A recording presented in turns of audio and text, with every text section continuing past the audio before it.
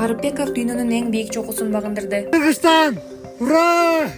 Альпинизм Федерациясынын вице-президенти Илим Карыпбеков 23 майда таңкы саат 5-те 8848 бийиктиктеги Эверест чокусун багындырды. Ал 14 майда чыгып бараткан жеринен шамалга байланыштуу 8300 метр бийиктиктен кайра кайтууга мажбур болгон. Бирок кайра 9 күндөн соң ал өз максатына жеткен. Урматтуу кыргызстандыктар, мен кыргызмын деген атымды уят кылган жокмун. Таптакыр мага жакындарым ким ишенсе, мен эч бириңерди уят кылган жокмун. Эң негизгиси, мен биздин кыргыздын баатыры биринчи жолу ачып берген, дүйнө чокусуна жол ачып берген Эдуард Жумакадовичти уят кылган жокмун.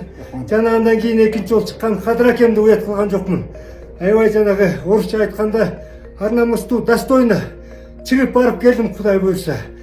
Президентибиз желегин тапшырып, ошону чокуга жеткиргенге аракет кыл дедиле.